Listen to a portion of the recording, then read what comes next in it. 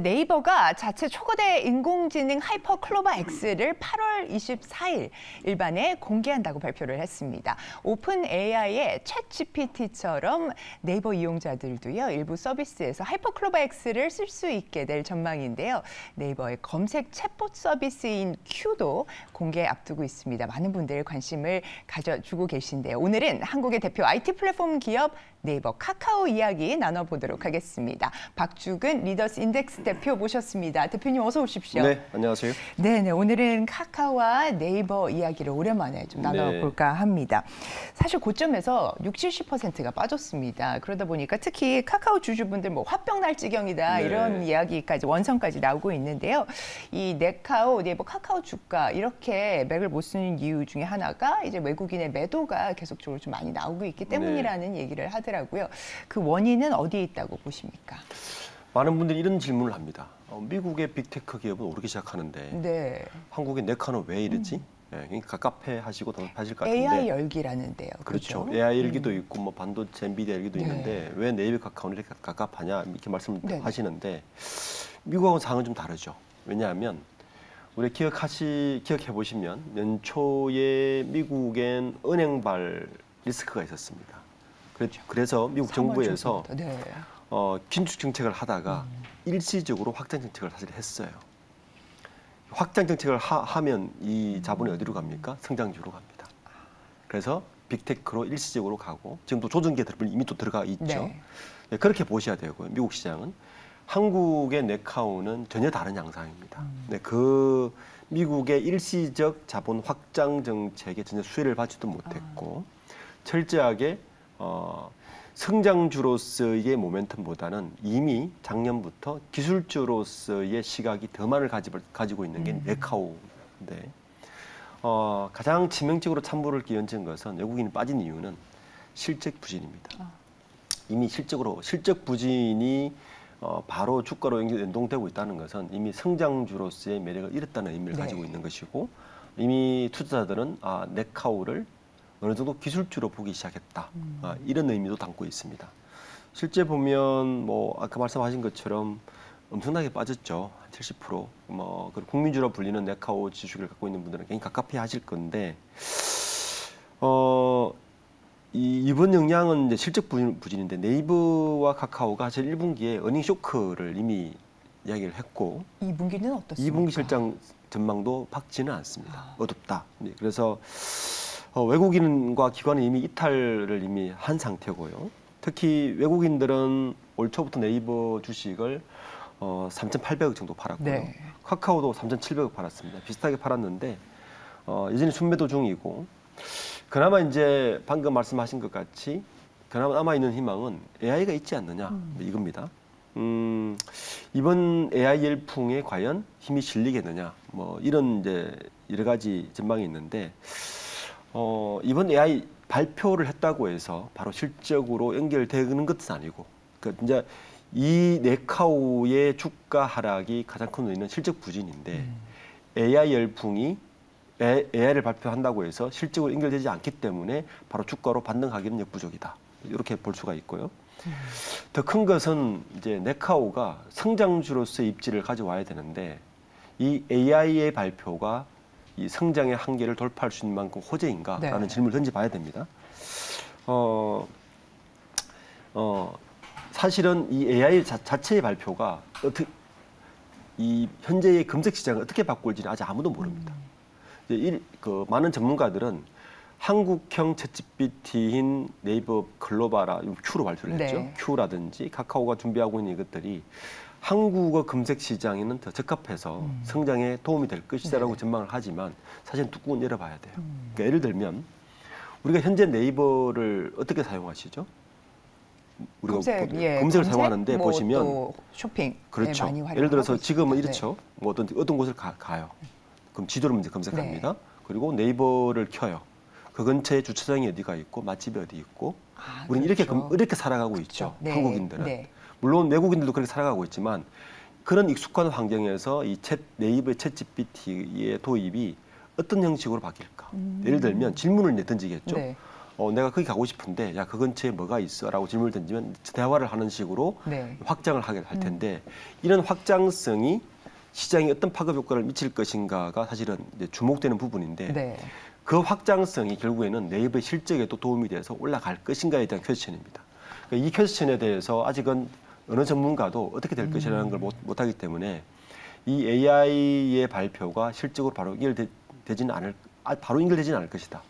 그래서 결국에는 네카오의 현재의 부진은 물론 성장성의 한계도 있지만 가깝게는 실적 부진인데 이 AI 발표가 실적 부진을 바로 탈피하지 못할 것 같아서 지금 같은 주가의 영향은 한동안은 좀 적되지 않을까 하는 게 이제 예상입니다. 네네. 지금 카카오 네이버에 대해서 주가 부진의 이유가 성장성 한계에 따른 우려 첫 번째 네. 말씀을 주셨고 그다음에 실적 부분을 말씀을 주셨습니다.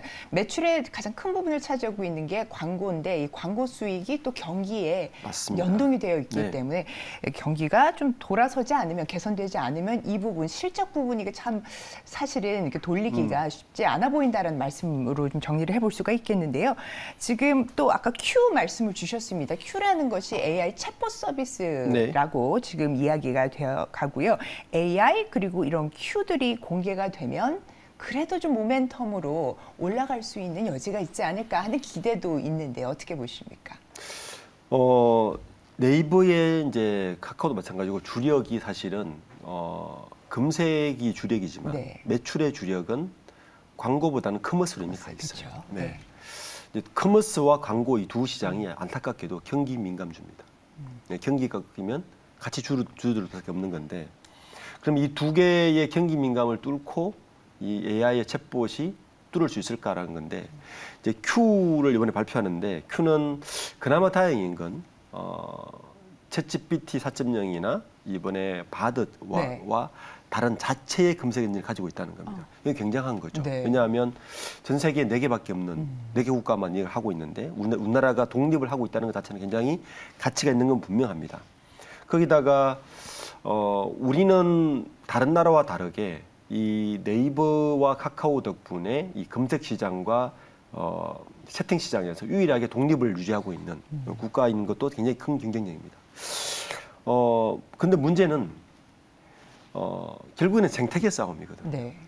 그러니까 네이버와 카카오의 성장에 한계가 있다고 이야기하는 이유가 한글을 쓰고 있고 이 플랫폼은 결국은 한글을 쓰고 있기 때문에 국내에만 적합한 플랫폼이라는 게 사실 또 아이러니하게 딜레마에 빠져 있는 부분입니다. 네. 그래서 과연 그러면 성장의 한계를 넘기 위해서는 두 가지가 선행이 돼야 되는 거예요. 첫 번째는 이 새로 출시하는 Q가 됐건 카카오가 출시하는 뭐 어떤 이름이 됐건 이 챗GPT가 기존의 검색 시장을 좀 바꿔서 이미 주력으로 하고 있는 광고 시장과 커머스 시장을 좀 더 성장시킬 수 있는 촉발제가 될까? 그러니까 첫 번째 키 이슈고요. 두 번째는 지금 바드가 한글 서비스를 출시하면서 들어와 있는데 네. 네이버와 카카오가 20년 이상 한글의 바탕을 두고 발전해 왔기 때문에 한글에는 더 강한 건 분명할 건데 과연 그러면 지금 성장의 한계가 글로벌로 못 가고 있는 게 한계성인데 네. 이걸 바탕으로 언어의 장벽을 뛰어넘어서 오히려 역으로 글로벌 갈 수 있는 성장의 돌파가 될까? 이 두 개가 키 이슈가 되는 거죠. 네.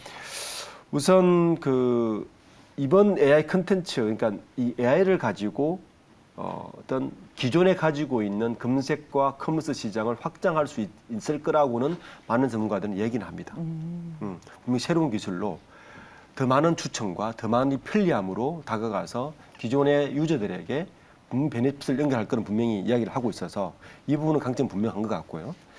두 번째는 이 현재의 확장성을 한글에 국한되지 않고 더 확장할 수 있을까에 대한 퀘스천인데 이 부분은 네이버와 카카오가 다른 형식으로 접근하고 있는 것 같아요. 그러니까 언어로 접근하는 게 아니고 K 컨텐츠라든지 웹툰이라든지 네. 기존에 우리가 강한 부분으로 접근을 해서 확장성을 높여가겠다는 것인데 저는 후자 쪽에 주가로 본다면 기존의 AI Q 같은 신규 AI 챗GPT 형식으로 기존의 커머스 시장과 광고 시장을 좀 더 확장시키는 데는 어느 정도 한계가 있을 것 같고 이건 사용해 봐야 되니까 오히려 저 하반기에 네이버가 이미 웹툰 IPO도 기다리고 있고요. 그리고 미국에서 인수한 기업들의 또 확장성, 그리고 카카오도 마찬가지로 SM엔터를 이미 투자를 했기 때문에 확장성이 얼마나 가시적으로 성과가 있을까가 오히려 성장주로서의 매력은 거기서부터 찾아야 되지 않을까 하고 생각합니다. 확장성 말씀을 주시면서요. 커머스 광고 이런 사업 부분의 확장성보다는 오히려 해외에 눈을 돌려서 지금 웹툰이라든지 K 콘텐츠의 해외 시장으로서의 확장성을 좀 말씀을 해주셨습니다. 자, 이제는 카카오 이야기 좀 들어가 보려고 그러는데요. 어제 장에서 5만 원 턱걸이 했습니다. 지금 14층 이상에 계신 분들도 좀 많거든요.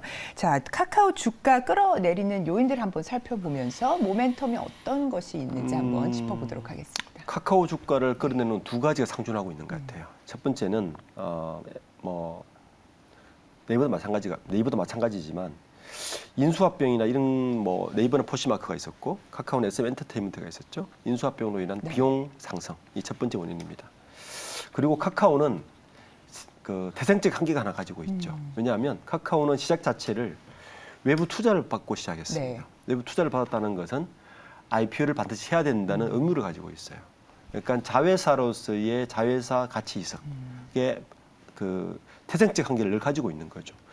그 지난주에 윤석열 대통령이 베트남에 가서 사실 발표를 했죠. 카카오 모빌리티가 그 베트남 빈그룹하고 합작해서 뭔가를 하겠다는 건데 주가는 전혀 움직이지 않습니다. 그 이유는 카카오는 어차피 모빌리티 크면 다시 IPO 할 거 아니야?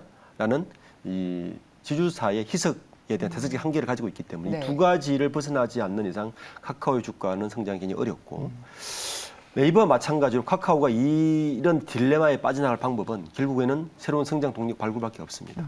그러니까 기존의 실적을 앞세워서 혹은 자회사의 어떤 호재성을 가지고 카카오의 성장을 이끄는 것은 한계가 있을 것이고 그러니까 확장성을 얼마나 더 높여서 아까 말씀드린 것 같이 새로운 분야에 대한 확장성만이 사실은 현재의 박스권 혹은 낮춰지고 있는 주가를 탈피할 수 있는 유일한 방법인 것 같습니다. 네네. 태생적으로 쪼개기 상장이라는 비즈니스 모델에서 출발을 했기 때문에 새로운 성장 동력을 발굴하지 않고서는 이런 분위기들 반전시키기가 좀 어려워 보인다라는 말씀으로 이해를 했습니다. 자, 6월장이 이제 얼마 남지 않았습니다. 하반기 또 저희가 투자 전략들 세워가야 할 때인데요. 성장주들 다시 한번 봐야 할 때다라는 전문가들의 이야기들도 좀 나오고 있습니다. 어떻게 보십니까? 역시 하반기는 성장주와 대형주가 키이슈가 될 것 같긴 분명해요. 그런데 여기에는 한 가지 잠재적인 리스크가 있죠.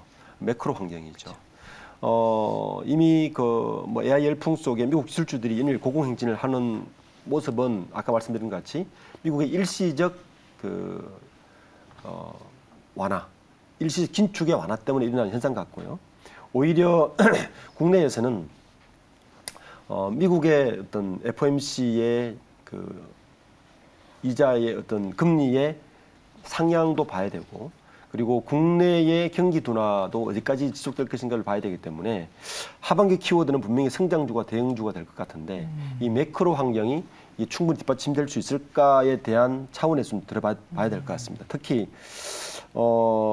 미국 FED의 긴축 정책이 11개월째 지금 그 CPI 같은 둔화세를 보고 있잖아요.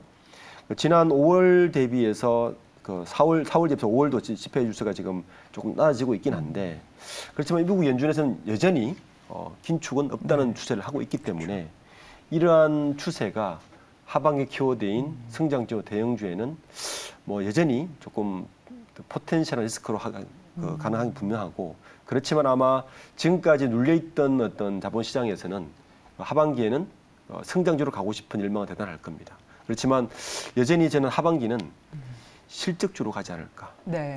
경기가 둔화될 때는 결국에는 그 투자자들은 보수적으로 바뀌고 보수적으로 바뀐 투자자들은 실적을 눈여서 볼 겁니다. 근데 문제는 하반기 실적도 만만치는 않을 것이다. 그러니까 2분기까지 실적은 분명히 떨어질 건데 하반기 경기가 풀리긴 하지만 실적이 빠르게 회복되지는 않아서 이제는 실적을 보고 이 대형주, 실적 위주의 대형주 위주로 아마 하반기 시장은 이끌어가지 않을까라는 생각을 하고 있습니다. 네, 올 하반기 주식시장의 키워드 성장주 또 대형주를 말씀을 주셨고요. 저희가 7월 7일부터 삼성전자 잠정 실적을 비롯해서 이제 또 실적 어닝들이 발표가 될 텐데 2분기까지는 네. 사실은 안 좋을 것이다. 네. 하지만 턴어라운드가 지금 보이는 만큼 우리가 종목 장세가 나올 수 있다. 특히 실적 위주로 그렇습니다. 대형주들을 한번 네. 보자라는 말씀까지 이렇게 정리를 해볼 수 있을 것 같습니다. 네, 오늘의 그 도움 말씀 주신 박주근 리더스인덱스 대표님 말씀 대단히 감사합니다. 네, 감사합니다.